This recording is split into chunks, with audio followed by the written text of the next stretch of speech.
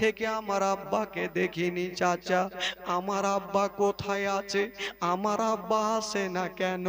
ছোট ছোট বাচ্চা, 5 বছরের ছেলে, সূর্যর মতো চেহারা, বলছেন চাচা গো বলুন আমার আব্বা কোথায় আছে চাচা?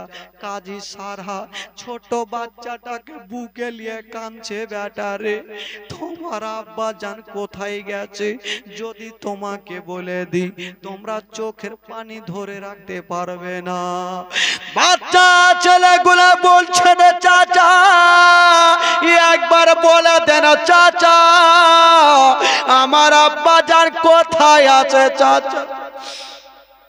কাজী সারা কাঁদতে কাঁদতে বলছেন বাবা তোমার আব্বা জান সারা জীবনের মতো দুনিয়াটা ছেড়ে চলে গেছে। ওবায়দুল্লাহ ইবনে জিয়াদ তোমার আব্বাকে পাড়ার ছাদে নিয়ে গিয়া তোমার আব্বার গর্দানকে আলাদা করে দিয়েছে। যখনই দুটা বেটাই কথা শুনতে নাই, বাবা বলে বিছানায় পড়ে গেছে, মা বলে বিছানায় পড়ে গেছে। ছোট্ট ছেলেটা বলছেন চাচা গো আপনি ঠাট্টা করিয়েন না চাচা, আর কি করিয়েন না, একবার দয়া করে বলেন আপনি মিথ্যা বলছেন, আমার আব্বা কোথায় আছে চাচা? আমাদের ছোট্ট থাকতে মা নাই, আমরা এখন ছোট্ট, যদি আমার আব্বা না থাকে তবে আমাদের সারাটা জীবন অন্ধকার হয়ে যাবে। কাজী সারা বলছেন বাবা রে সত্যি কথা বলছি বাবা তোমার আব্বা জান বেঁচে না। এই কথা যেমনই বলতে নাই দোনো ছেলে এক অপরের বুকে জড়িয়ে ধরে ধরে কাঁদছে। ছোট ছেলে বড় ভাইয়ের চোখের পানি মুছে দিচ্ছে, বড় ছেলে ছোট ভাইয়ের চোখের পানি মুছে দিচ্ছেন। তাদের নসিবে কি আর বাবা তো জুটলো না, তার বাবা নাই, বাচ্চা বাচ্চা ছেলেরা কাঁদছে, আব্বা আব্বা বলে কাঁদছে, সেখানে তো আর মা নাই যে মা বেটাকে বুক কাটে ধরে সান্ত্বনা দিবে। কে সান্ত্বনা দিবে? হায়রে নবী বংশের ছেলে কাঁদছেন। কাজী সারা বলছেন বাবা আর তোমরা কান্দিও না। কেন চাচা কি হলো বলেন? বলছে বাবা রে তোমার আব্বা জানকে দুনিয়া থেকে সরানোর পরে তাদের মিটিং হয়ে গেছে, তোমাদের ধরে তোমাদের জবাই করবে। বাচ্চা ছেলেরা কাঁদতে লেগেছে চাচা আমাদের মা নেই বাবা নেই, কে আমাদের জবাই করবে? আমরা তো কোনো অন্যায় করিনি চাচা। কাজী সারা বলছে বাবা রে তোমরা বেশিক্ষণ এখানে থাকিও না, জানি না শয়তান দুশ্মনেরা হয়তো আমার বাড়িতে চলে আসবে, তোমাদের ধরে পাড়ার ছাদে নিয়ে যাবে, তোমাদের গলা আলাদা করবে। বাচ্চা বাচ্চা ছেলেরা মা নাই বাবা নাই বলছেন চাচা গো যদি আমাদেরকে খুঁজে পাই তাহলে জিন্দা রাখবে না চাচা, আমরা কোথায় যাব? কাজী সারা বলছে বেটারে তোমাদের মদিনার রাস্তা ধরিয়ে দেব, তোমরা মদিনায় যদি যেতে পারো তোমাদের জীবনটা বেঁচে যাবে। ওই দুই বাচ্চা বলেছিলেন চাচা মদিনার রাস্তা চিনি না, আমরা কেমন করে মদিনার রাস্তায় যাব? বাবা তোমরাকে চিনতে হবে না, আমি তোমাদের রাস্তা দেখাচ্ছি। মা একটু শুনেন মা গো, কলেজা ফেটে যাবে মা। ছোট্ট ছোট্ট বাচ্চা কাজী সারাকে বলছে চাচা আপনি যে আমাদের মদিনার রাস্তা ধরাবেন, আমরা তো সে রাস্তা চিনি না চাচা, আমরা কেমন করে যাব রাতের অন্ধকারে? আমরা অন্ধকারে যেতে পারবো চাচা? কাজী সারা বলছেন বাবা চিন্তা করো না, আমি তোমার চাচা, তোমাদের একটা রাস্তা আমি ধরিয়ে দিব। কাজী সারা শুনেছে একটা দল এই কুফা শহর থেকে মদিনা রাস্তাতে যাবে। ওরে বেটারে তোমরা গিয়ে ওই 3 মোহনা রাস্তাতে দাঁড়িয়ে থাকবে, যখন তোমরা রাস্তা ধরে হাঁটবে যারা উঠে চেপে যাবে তোমাদের দেখবে, যদি কাউরি দিলে ময়া হয় দয়া হয় তোমাদের উটের ওপরে চাপিয়ে মদিনায় নিয়ে যাবে, তোমাদের জীবনটা বেঁচে যাবে। যাবে? বলছেন চাচা আমরা কোথায় যাব? কাজী সারহা নিজের একটা বেটাকে ডাক দিলেন, যেই বেটাটার নাম কেতাবে লিখছেন আসাদ। ওই আসাদকে বলছেন বেটা এ দুটা বাচ্চাকে তুমি ওই নিয়ে যাও ওই যে 3 মোহনা রাস্তাতে। বাবা দেখবেন কোন 3 মোহনা 4 মোহনা 4টা মুখ থাকে। বেটারে ওই 3 মোহনা রাস্তাতে নিয়ে যাও। যখন দলটা দেখবে বেটা তাদেরকে ওই দলটার পিছনে ছেড়ে দিও, দলটার সাথে সাথে মদিনায় পৌঁছে যাবে। আসাদ বলেছিলেন ও ভাইয়ারা তাহলে চলো তোমরা আমার হাত কানা ধরে নাও। ছোট ছোট ছেলে জীবন বাঁচানোর জন্য আসাদের হাতখানা ধরে যেন বাবা হাঁটতে আরম্ভ করেছে। পায়ে চাপ্পাল নাই, চটি নাই, ছিঁড়া ফাটা পোশাক পরে আছে দোনো ছেলে। নিজের জান বাঁচার জন্য রাস্তা ধরে হাঁটছেন বাবা।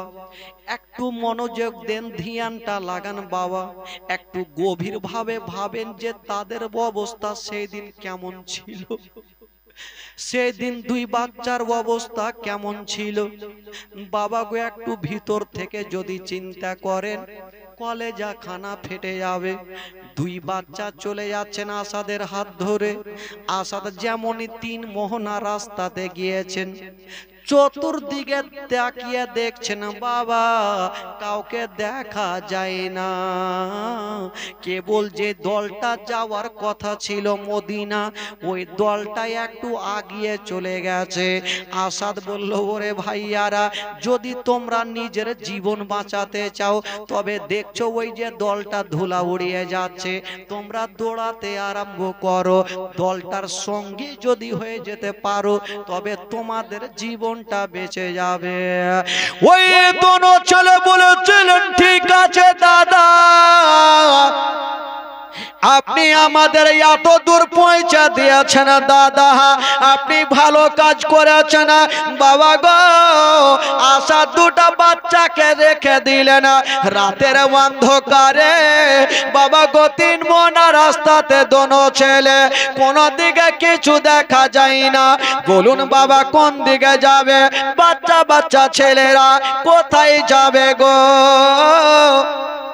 চিন্তা করছেন। ছোট ভাই বলছেন দাদা দাঁড়িয়ে থাকলে হবে না, চলো আমরা দলটার পিছনে দৌড়াতে লাগবো। দোনো ভাই এক অপরের হাত ধরে, কে কথা বলছে দিকে কেউ আছে নাকি কথা বলছে? একটু নিষেধ করেন, সাইডে যারা আছে ভাই একটু কথা বলবেন না, কানে আওয়াজ আসছে, একটু একটু এদিকে ধ্যান দেন ভাই, গল্প পরে করিয়েন। ছোট ভাই বলছেন দাদা গো, দাদা যদি জীবন বাঁচাতে হয় দাদা চলো একটু দৌড়াতে লাগবো। এক অপরের হাত 2খানা ধরে দোনো ভাই যেন দৌড়াতে আরম্ভ করেছেন বাবা। দৌড়িয়ে চলে যাচ্ছেন বাবা। দৌড়াতে দৌড়াতে কি এমন নসিবে ঘটে গেল, ছোট্ট বাচ্চাটা একটা পাথরে লেগে উঝুট খেয়ে জমিনে পড়ে গেল। যেমনই পড়েছে মা তালুর কি বলে এই যে দেখছেন ঘুটনির, এই ঘুটনার চামড়াগুলা যেন বাবা উঠে গেল, হাঁটুর চামড়াগুলা উঠে গেছে। বড় ভাই তুলে বুকে লাগিয়েছে ওরে ছোট ভাই তোমার কি ব্যথা হয়েছে রে ভাই? ছোট ভাই বলছে দাদা গো আমার কোনো ব্যথা হয়নি দাদা, হাঁটুর চামড়া উড়ে গেছে। তবুও নিজের দুঃখের কথা দাদাকে বলে। কেন বলে না? যদি আমার দুঃখের কথা আমার বড় দাদাকে বলি আমার থেকে আমার বড় দাদা বেশি কষ্ট পাবে, এই জন্য দুঃখের কথা বললেন না। দাদা গো আমার কোনো ব্যথা হয়নি দাদা, চলো তাড়াতাড়ি করে দলটার সঙ্গী হতে হবে। যেমনই ছোট ভাইকে তুলে দাঁড় করিয়েছেন, সামনে দেখছেন যে দলটা যেতেছিল ওই দলটা যেন কোথায় হারিয়ে গেল। বাচ্চা বাচ্চা ছেলেরা অন্ধকারে ভাবছেন হয়তো এই রাস্তাতে গেছে। বাবা অনেকগুলা রাস্তা দেখা যায়, একটা রাস্তাতে দৌড়াতে লাগলো, কাউকে পাওয়া যায় না।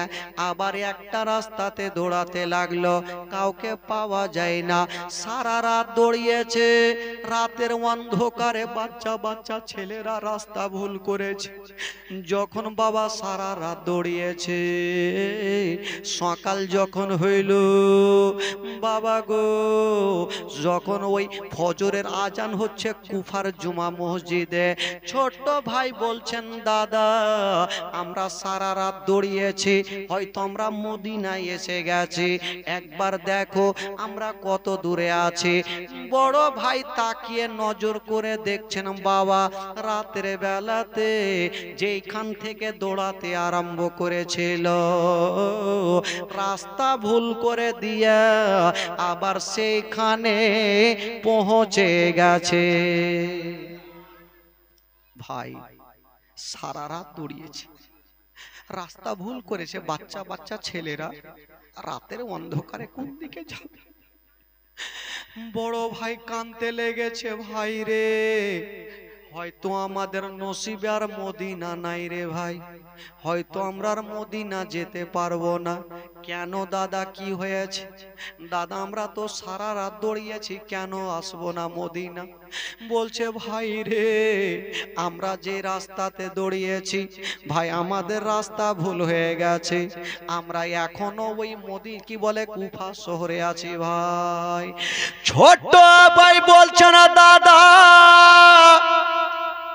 ও গো দাদা তাহলে কি হবে, আমাদের নসিবে কি মদিনা নাই, আমরা কোথায় যাব দাদা?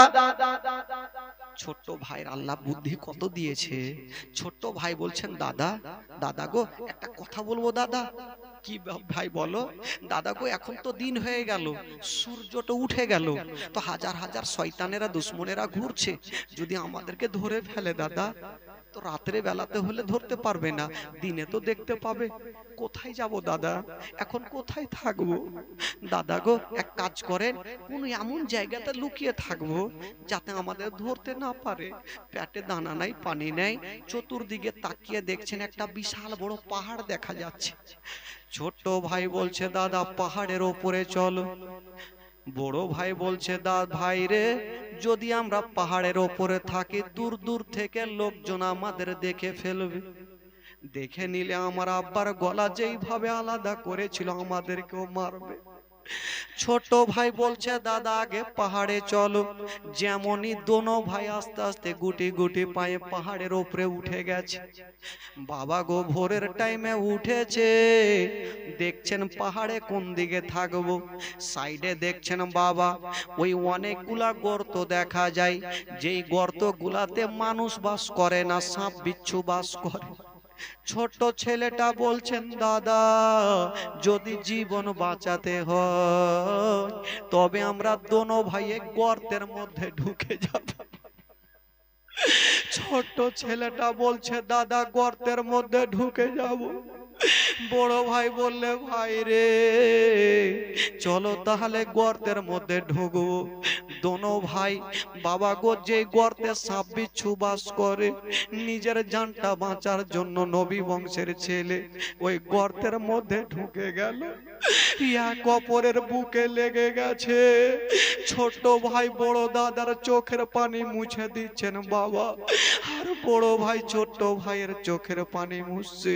পেটে হাত দিয়ে দোনো ভাই সারা দিন ধরে যেন বাবা গর্তের মধ্যে লুকিয়ে আছে। যখন সারা দিন আছে, সন্ধ্যা হয়ে গেল, সূর্যটা ডুবতে যাবে। ছোট ভাই বলছে দাদা গো একটু তাকিয়ে দেখো দাদা, হয়তো সূর্যটা ডুবে গেছে, অন্ধকার হয়ে গেছে, যদি সূর্যটা ডুবে যায় দাদা আবার আমরা রাতের বেলাতে দৌড়াতে লাগবো। ঠিক আছে ভাই রে। বড় ভাই যেমনই বাবা গো গর্ত থেকে মাথাটা বের করে সূর্যর দিকে দেখতে যাবে, যেইখানে বাঘের ভয় হয় সেইখানে বাঘের সঙ্গে দেখা হয়। যেমনই বাবা সূর্যর দিকে দেখতে যাবে, একটা দুরাচার দুশ্মন দূর থেকে বড় ছেলেটার মাথা দেখে ফেললো, চুলখানা দেখে ফেললো। বড় ভাই সঙ্গে সঙ্গে মাথা নামিয়ে দিয়েছে, যেন বাবা গো গর্তে ঢোকাতে যাবে। ওই দুশ্মন দুরাচার দড়িয়ে আসিল, আর বড় ছেলেটার চুলখানা চট করে ধরে ফেললো। চুল ধরে টান দিচ্ছেন, বেরিয়ে আসে না।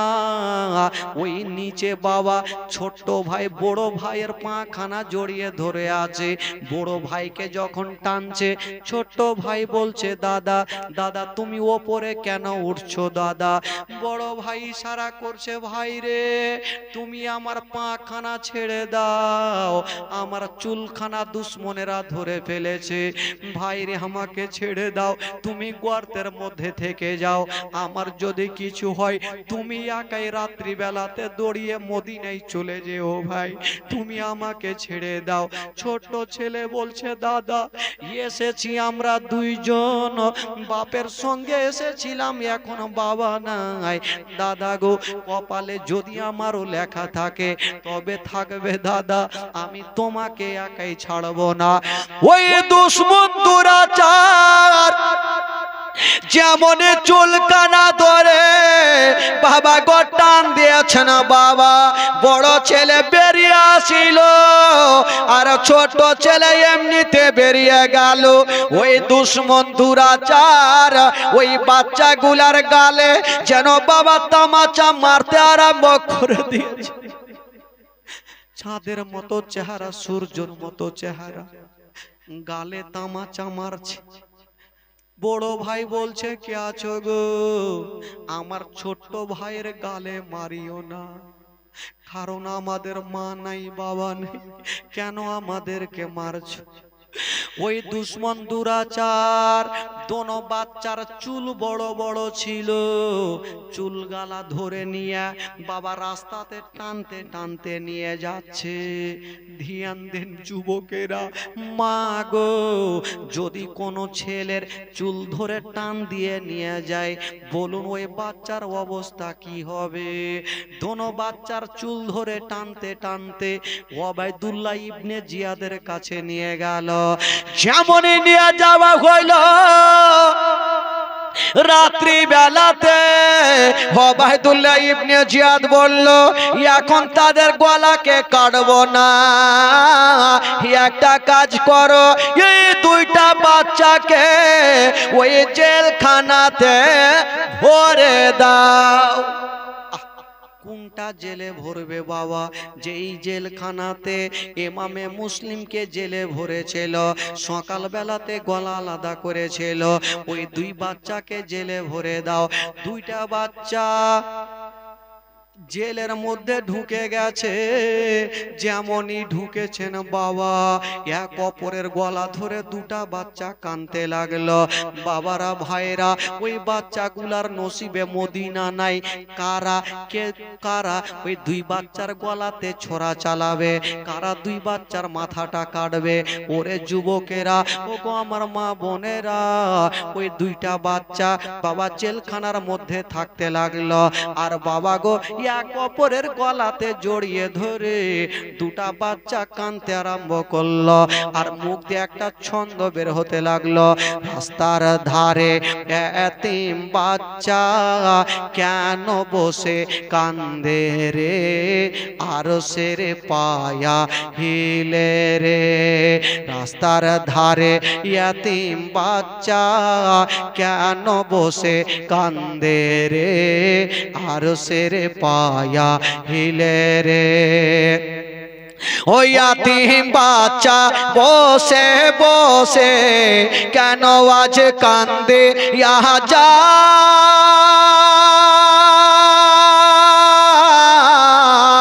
আরে খোদা তাআলা ডেকে তামাম ফেরেশতাদের তাই তো ওই খোদা তাআলা ডেকে তামাম নাম ফেরেশতাদের তাই তো কয় ফেরেশতাদের তাই তো কয় তাড়াতাড়ি কোহরে তোমরা তাড়াতাড়ি কোহরে তোমরা নাও না কোলে তুলে রে আরশের পায়া হিলে রে রাস্তার ধারে এতিম বাচ্চা কেন বসে কান্দে রে আরশের পায়া হিলে রে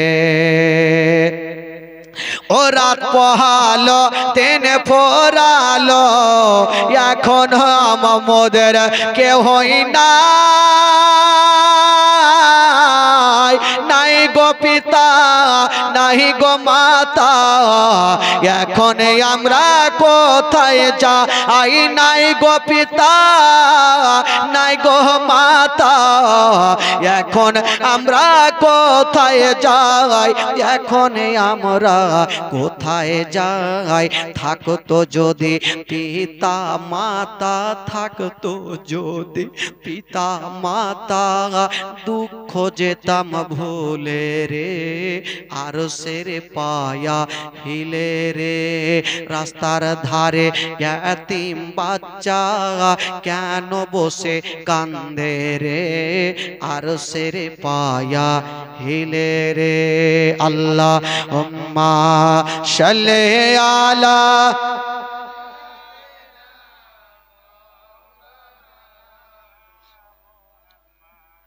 আলা